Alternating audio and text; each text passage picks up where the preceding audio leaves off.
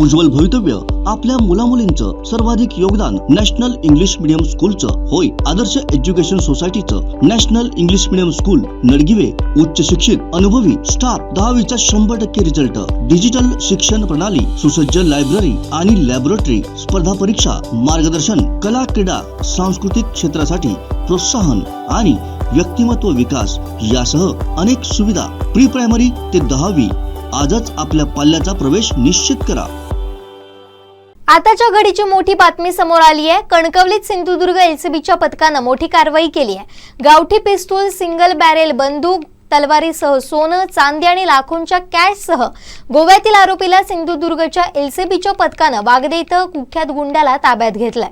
गावठी पिस्तूल, single Barré बंदूक, तलवारीसह सोने, चांदी, लाखोंच्या कॅशसह गोव्यातील आरोपीला सिंधुदुर्ग एलसीबीच्या पथकानं वागदे इथं अटक केली आहे। प्रकाश विनायक पाटील याच्याकडे अवैध शस्त्रसाठा तसेच सोने चांदीचे दागिने रोकड असल्याची टीप सिंधुदुर्ग एलसीबीला मिळाली होती। त्यानुसार एलसीबीच्या पथकानं 12 जुलैला वागदे इथं छापा मारून आरोपी प्रकाश पाटील याला ताब्यात घेतलाय।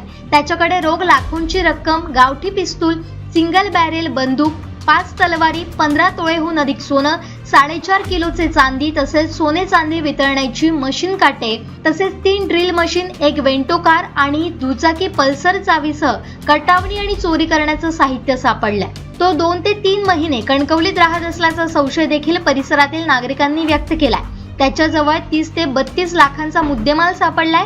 त्यामुळे आरोपी प्रकाशवर कणकवली पोलीस ठाण्यात गुन्हा दाखल झाला असून अधिक तपास पोलीस निरीक्षक अमित यादव करतायत। आमचे दिवसभरातले सर्व अपडेट्स, ताज्या घडामोडी आणि थेट लाईव्ह पाहण्यासाठी सबस्क्राइब करा, लाईक करा कोकणचं नंबर 1 महा चॅनल कोकण 7 लाईव्हचं YouTube चॅनल।